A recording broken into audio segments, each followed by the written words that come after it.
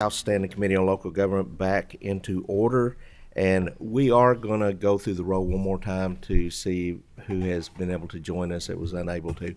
Another note for housekeeping measures, when this committee meeting is over, we're going to stand at ease for a few minutes. We have a number of members that have multiple committee meetings at the same time, and we're going to allow time for them to come back in and place their votes. So once your vote is placed and we stand at ease, our members are free to leave to go to their other committee meetings, and we'll leave the floor open until the other ones come back in. Do we have any well, let's get the roll call first. Representative Bentley, Representative Bowling, Here. Representative Bray, Here. Representative Brown, Here. Representative Chester Burton, Present. Representative Dixon, Representative Doan, Representative Frazier Gordon, Representative Freeland, Representative Imes, Here. Representative Justice, Here. Representative Lockett, Here. Representative Meredith, Representative Proctor, Here. Representative Raymer, Here. Representative Reed, Here. Representative Stalker, Present. Representative Stevenson,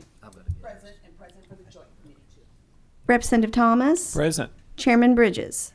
Present. And we do have a few guests. I'm going to start off with Representative Bray, if you want to introduce your guest. Yep. With us today is Rockcastle County Judge Executive Hal Holbrook. Okay. Does anyone else have a guest? With that, we will move on to our agenda, and we will start with Representative Whitten. If you'll come to the desk with your guest, and please introduce yourself and your guest.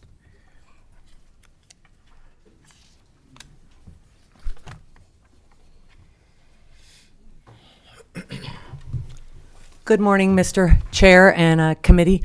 My name is Susan Tyler Whitten. I'm state representative for District 31 in Louisville. Okay. Good morning, Jackie Gwen. Sorry. Good morning, Jackie Gwen Villarwell, Chief of Police for Louisville Metro Police Department. Good morning. I'm Emily McKinley. I'm the major for Louisville Metro Police Department over the Administrative Services Division. Okay, welcome to our committee. I believe we have a committee sub. Do I have a motion on the sub? Do I have a second? All those in favor? Aye. All those opposed? The floor is yours. Thank you, Mr. Chairman and members of the committee. House Bill 380 is originally an attempt to relieve the estimated 500 officer shortage that we currently face in LMPD, Louisville Metro Police Department, by allowing law enforcement agencies to hire individuals into the agency at age 20, with the intention of allowing them to begin their basic training and become certified at age 21. The provisions in this bill are applicable statewide, and the three separate sections of new language are necessary because Louisville and Lexington's law enforcement agencies are housed in different sections of statute than the rest of the state. Motion on the bill. Second. We have a motion on the bill and a second. As amended by House Committee sub, do you have anything else you'd like to share with us, Representative Whitten? I do not. I would like if the chief would like to comment on this bill or just her opinions. First of all, thank you for allowing us to be here. I thank Representative Whitten for being a sponsor, and to the chair and for the membership here as a whole. Thank you for hearing this common sense bill that is going to actually benefit the whole state of Kentucky. And so I just want to tell you that I'm thankful and truly grateful that now we'll be able to be in a position where we're actually grabbing talent at a younger age, and which is going to make a difference for our state. So again, thank you. Thank you. Any other comments? We're pleased to have you. We have a motion and a second on, I'm sorry, Representative Stevenson. Go ahead, promote me. I have a question. What's in the amendment? What does the amendment change? The amendment simply allows it to be statewide. You're welcome. I believe one of the last amendments added Lexington to that. We didn't realize they were in the same class as Louisville, and we'd omitted them. So we appreciate that. With that, I have a motion and a second on House Bill 380 as amended by the committee sub. We'll now take the roll. Representative Bowling, Yes. Representative Bray, Yes. Representative Brown, Representative Chester Burton, Yes. Representative Dixon, Representative Doan, Representative Frazier Gordon, Representative Freeland, Yes. Representative Imes, Yes. Representative Justice, Yes. Representative Lockett, Yes. Representative Meredith, Representative Proctor, Representative Raymer, Yes. Representative Reed, Representative Stalker, Yes. Representative Stevenson, Representative Thomas, Aye. Chairman Bridges. Yes. The motion carries with favorable expression that the bill as amended should pass. We thank you for your time today, and we are going to move to the next bill, House Bill 385, with Representative Imes. Thank you, Mr. Chairman. Thank you. Thank you.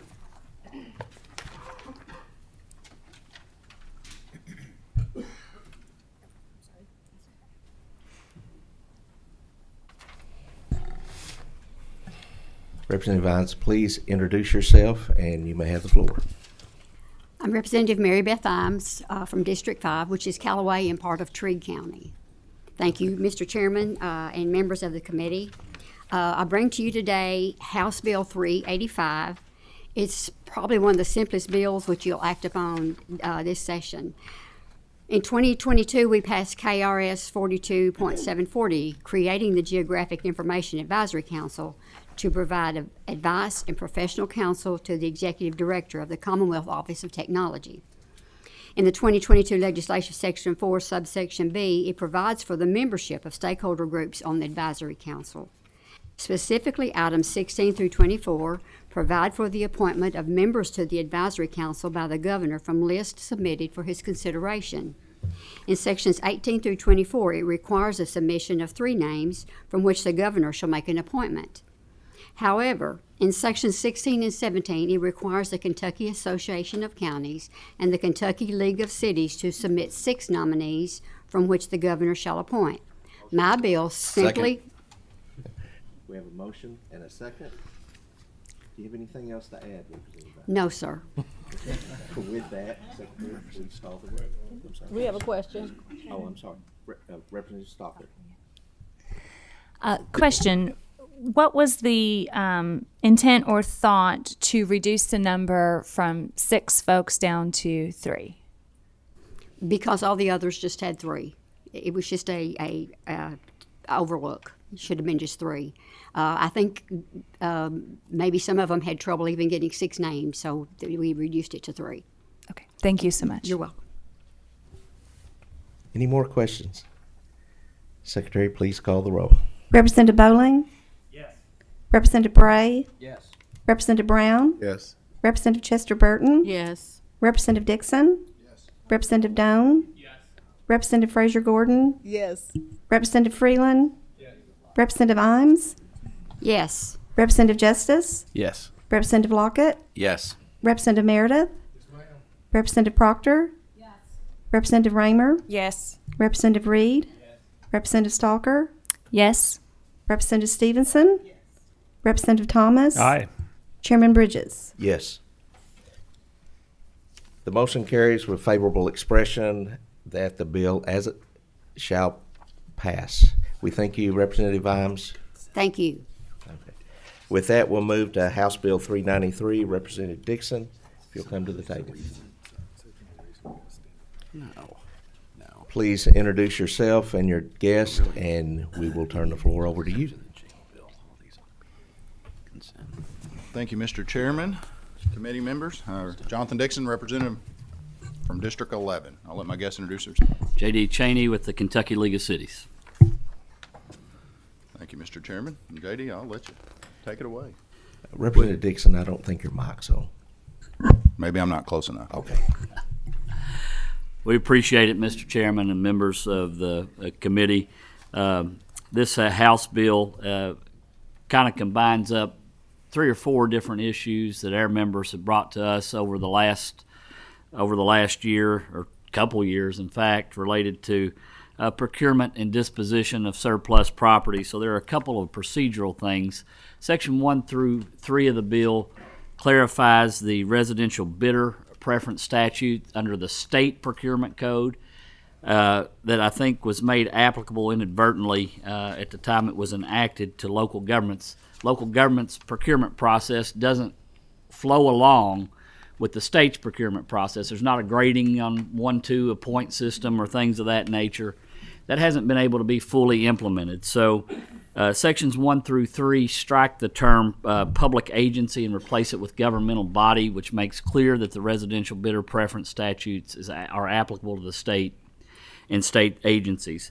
Section 3 of the bill, or Section 4 of the bill, deals with the disposition of surplus property, the city process for dealing with disposition of surplus property, and clarifies property that has no value can be disposed of as scrap or trash. So it clarifies that if it has no value, you don't have to go through all the procedural steps. It also raises the amount for being able to dispose of property without sealed bids from $5,000 to $10,000. That has not been raised in several years. Motion on the bill. We have a motion and a second. Do we have any questions? I have one. Yeah. Over the years, we've had several bills come up, and for an example of this, could you explain to me, like a police dog coming out of service, what Yeah. the intent of that would be? I didn't get, and pun intended, to the fluffy part of the bill. That's also in Section 4. When we retire, when a city government retires service animals like a canine or a horse, from a canine perspective, we'd have to go through the bidding process. But really, if you have a police dog, it has to go to its handler or trainer. If it doesn't go to its handler or trainer, the alternatives at retirement aren't that attractive. So this would clarify, if you're retiring a horse or canine, you'd be able to give that, the municipality would be able to give that to the trainer or handler. So that's a nice feel-good part of the bill, Mr. Chairman. Thank you for asking that question. I appreciate you. We do that in honor of Representative Freeland's bill last year called the dog bill. So we've officially passed. Hey, this is going Mr. Chairman, this is not a dog bill. Okay. Wait a minute, I might have to This withdraw is my service animal. The service animal. Okay, we thank you. We've got a motion and a second. Any other questions? If not, Secretary, please call the roll. Representative Bowling? Yes. Representative Bray? Yes. Representative Brown? Yes. Representative Chester Burton? Yes. Representative Dixon? Yes. Representative Doan? Yes. Representative Frazier Gordon? Yes. Representative Freeland? Yes. Representative Imes? Yes. Representative Justice? Yes. Representative Lockett? Yes. Representative Meredith? Yes. Representative Proctor? Yes. Representative Raymer? Yes. Representative Reed? Yes. Representative Stalker? Yes. Representative Stevenson? Yes. Representative Thomas? Aye. Chairman Bridges? Yes. Motion carries with favorable expression that the bill should pass. Thank you, Mr. Chairman. Thank you, committee members. Thank you, gentlemen. We'll move on to the next bill up for consideration, House Bill 419, Representative Freeland. If you don't mind to introduce yourself and explain your bill.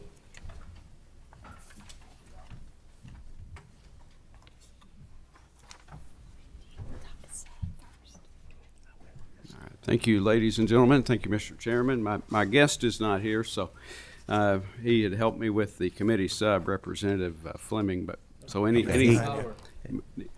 there he comes is. in, Well, I was going to say anything wrong with it, it's his fault. okay. As he comes in, I understand we have a committee sub. Do I have Yes. a- Okay. Okay. All in favor? Aye. Any opposed? I'm sorry. Okay, now please, let's go back to House Bill 419 as amended by committee sub, and please introduce your esteemed guest today. I'm Ken Fleming, representative of the 48th District. I represent Oldham and Jefferson County. Thank you. Thank you, Mr. Chairman. This is the committee sub is a cleanup on some of the language and the mapping that a bill that I believe you and some others had passed last year or year before, and it's just some needed technical changes. And Representative Fleming was so nice to help me and was a co-sponsor and helped with the committee sub. And if he would like, he can explain some of the changes made and why it's needed. Motion on the bill. We have a motion and a second. Do we have any questions? I see no question. Yes, we do. Chair, could they explain what's in the committee sub, please? Okay. Just to give me a second. I'm sorry, Mr. Chairman, let me just give you a second. It's fair. Go back in the committee sets. I just came off another visit back here.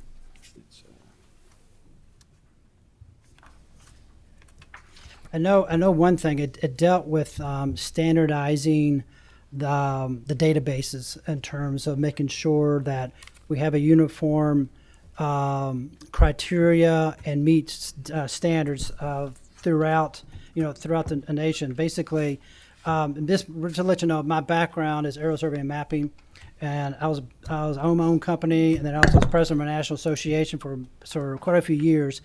And this is a nationwide approach in order to standardize information, in order to make sure that data is uniform, it's accurate, and provides the best possible consumer protection. For example, when it comes to FEMA came in West Kentucky, they complimented on how wonderful that the state had in their GIS system in terms of providing very accurate parcel information and so forth. So this basically helps standardize this throughout the state in order to help accomplish those goals. So that's basically it's going through and adopting these standards and making sure we are up to snuff when it comes to that type of criteria. Is that? Yes. Representative Meredith has a question. Thank you, Mr. Chairman. And I've just got one kind of technical question. The bottom of page 1, subsection B there, where it says that those cannot be redistributed, sold, shared, or used for any commercial purpose, would that put any block to the PVAs being able to sell subscriptions to their sites for access to those sites with regard to parcel data? Yeah, Representative Meredith, my approach when I was with MAPS, that's the name of the organization, we always go through map it once, reuse it many times. And so this is public data and money going into that process. And so you're basically charging something that people have already paid for. So this is more of a transparent, universal approach to try to make sure that people have the utmost information. I did talk to the PVAs about this to a certain degree. They will be saving money on their contracting that they will have in terms of providing that information. Now this will help provide them money that they will help save in doing that. Now, it just go back to your point, is that, yes, can they resell that? Possibly, but I think the savings will basically way outweigh the cost that they might, or the revenues they might receive.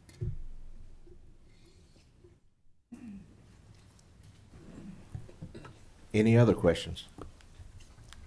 Seeing no questions, Secretary, please call the roll. Representative Bowling? Yes. Representative Bray? Yes. Representative Brown? Yes. Representative Chester Burton? Yes. Representative Dixon? Yes. Representative Doan? Yes. Representative Frazier Gordon? Yes. Representative Freeland? Yes. Representative Imes? Yes. Representative Justice? Yes. Representative Lockett? Yes. Representative Meredith? Yes. Representative Proctor? Yes. Representative Raymer? Yes. Representative Reed? Yes. Representative Stalker? Yes. Representative Stevenson? Yes. Representative Thomas? Aye. Chairman Bridges? Yes. With that, House Bill 419, as amended by committee sub,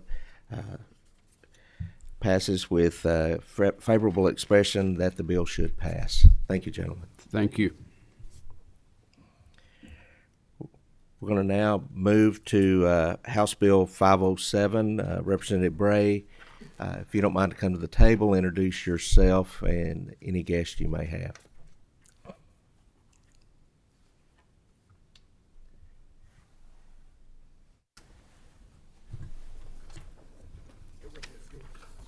Representative Josh Bray, Kentucky House District 71. State Representative Jason Petrie, House District 16. Welcome, Representative Petrie. We're glad to have you. I understand there's a House committee sub. We have a motion. Have a second. All those in favor say aye. Those opposed?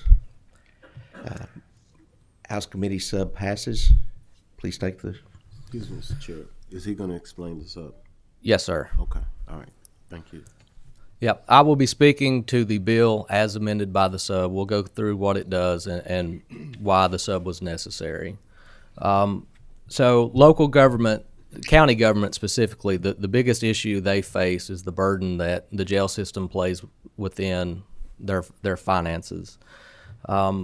Recently, there was a lawsuit filed that aimed to rectify some of those issues. And while that is playing out, it's necessary for us as the General Assembly to look at how can we reform the current system, the county jail system, and the financial burdens that plays on it. But it's also important for us to realize that this lawsuit has numerous possible implications, and we want to make sure that counties aren't going out and taking on additional debt based on what the environment is like today without knowing what the environment could be like within 2 years. So that's the purpose of the bill. It puts a 2-year moratorium on new facility construction if that government has to take out debt on it. The committee sub did a few things. Originally, the bill was 5 years. It amended it down to 2 years. That way, I mean, we should know the results of that lawsuit within the next 2 years. It also, we took some language from the Jailers Association and from the Magistrates Association to make sure that if there was an issue, let's say an HVAC unit goes down, that they can go in and correct those problems without the necessary hold up from us at the state. Because, I mean, we don't want to increase the liability on counties for their jails because, I mean, they're under a tremendous amount of strain as it is. And in talking with, all of the different associations, everybody knows that this is a problem. As we look at developing the policy going forward, we will be bringing in all of the stakeholders, the Magistrates Association, the Jailers Association, the Judges Executives Association, so that we can look at overall what can we do. But these conversations have been going on long before I was elected up here. This has been an issue for decades. And Second. We have a motion on the bill and a second. Do you have any more comments? Got a question? Okay, I'm getting ready to call for a question. Okay. Representative Brown, do you have a question? I do. Well, I got a statement first and then a question. Does that mean we're going to stop incarcerating so many folk in Kentucky? This bill doesn't deal with incarceration of anybody. It just specifically deals with jail construction. Jail construction. Mm-hmm. Okay. You have another question? Okay. Yeah. The issues I think come from housing state prisoners in county and local jails. That doesn't have anything to do with that, but is there something, or is there a bill in the works or something that's being discussed to deal with how that occurs? I've heard that in other committee meetings and probably in this one about the length of time that state prisoners are held in county jails, local jails. If I may, Mr. Chairman? Yes, sir. Yes. As you know, Chair Judiciary, a few years ago, we had conversations before I arrived, and while during that time, those conversations continue. In my current role, I have been on the record before that our bifurcated system of state and local and housing state at local is an abhorrent system. It has disincentives built all the way through it, and I think at that point when I made that statement public, we were one of 2 states that had a bifurcated system. I understand, although not confirmed, that we may be the only state that has a bifurcated system. So we're going to have to take a fresh look at how we handle the system as a whole.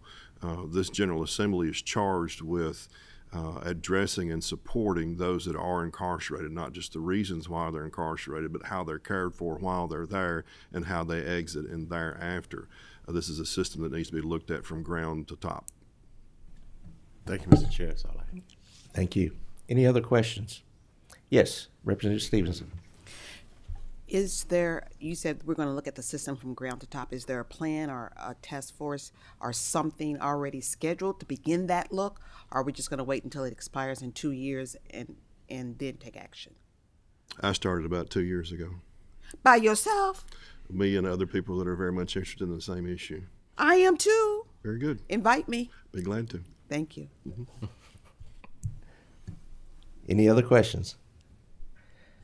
Secretary, please call the roll on House Bill 507 as amended by committee sub. Representative Bowling? Yes. Representative Bray? Yes. Representative Brown? Yes. Representative Chester Burton? Representative Dixon? Yes. Representative Doan? Yes. Representative Frazier Gordon? Yes. Representative Freeland? Yes. Representative Imes? Yes. Representative Justice? Representative Lockett? Yes. Representative Meredith? Representative Proctor? Yes. Representative Raymer? Yes. Representative Reed? Yes. Representative Stalker? Yes. Representative Stevenson? Representative Thomas? Aye. Chairman Bridges? Yes. House Bill 507 as amended by committee sub passes favorably and should pass. I would like to make one comment on this bill.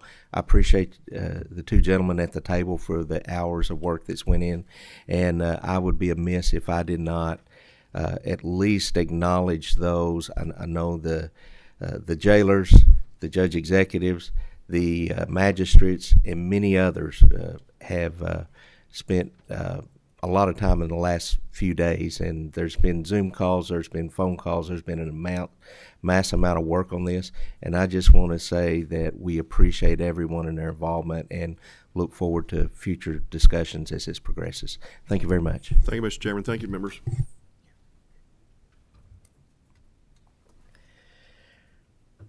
With that, we'll move to House Bill 522. Representative Lawrence, are you here? Yes. If you will introduce yourself and your guest, you may.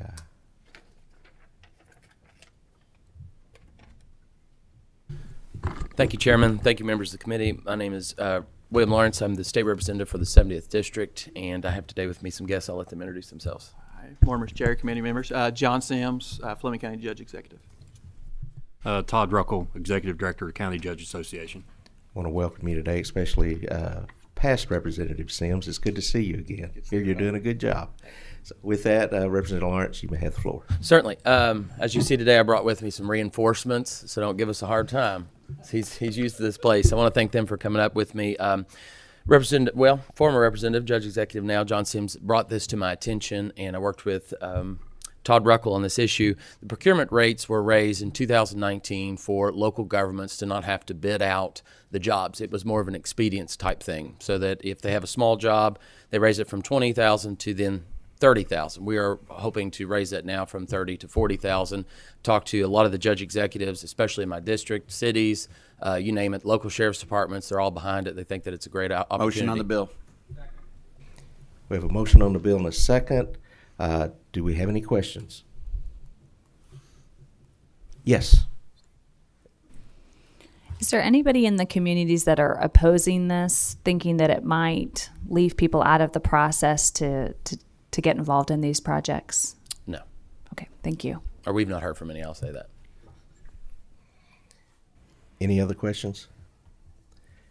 With that, we have a motion and a second on House Bill 522. Secretary, please call the roll. Representative Bowling? Yes. Representative Bray? Yes. Representative Brown? Yes. Representative Chester Burton? Yes. Representative Dixon? Yes. Representative Doan? Yes. Representative Frazier Gordon? Yes. Representative Freeland? Yes. Representative Imes? Yes. Representative Justice? Yes. Representative Lockett? Yes. Representative Meredith? Yes, ma'am. Representative Proctor? Yes.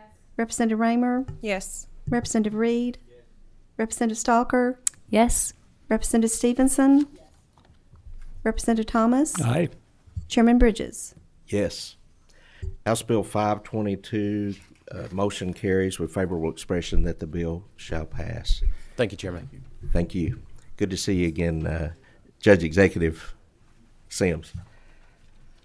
With that, we're going to move on to House Concurrent Resolution 72, Representative Tom Smith.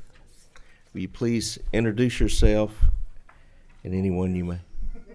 You're sitting there with all your friends. I've got them.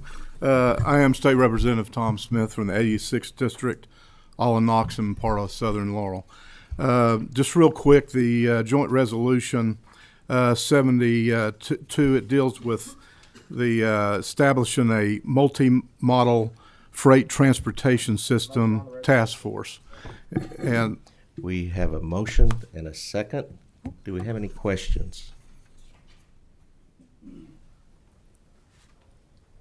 I see no questions. Do you have any other thing you'd like to share with us? No, I'm in love with it. Hello. Secretary, please call Thank you, the Mr. roll. Chairman. Representative Bowling? Representative Bray? Representative Brown? Yes. Representative Chester Burton? Yes. Representative Dixon? Representative Doan? Representative Frazier Gordon? Yes. Representative Freeland? Yes. Representative Imes? Yes. Representative Justice? Representative Lockett? Yes. Representative Meredith? Representative Proctor? Representative Raymer? Yes. Representative Reed? Representative Stalker? Yes. Representative Stevenson? Representative Thomas? Aye. Chairman Bridges? Yes. House Concurrent Resolution 72, motion carries with favorable expression that it should be passed. Thank you, Mr. Chairman. Appreciate it. Appreciate you and your concern. With that, we're going to stand at ease for a few moments. Those that need to leave are welcome to, but we've got a few members that are attending other committee meetings that have requested to keep the floor open so they may come and register their votes. So thank everyone for coming out. And again, I want to express my appreciation to all those associations and affiliated groups that have worked with us over these bills.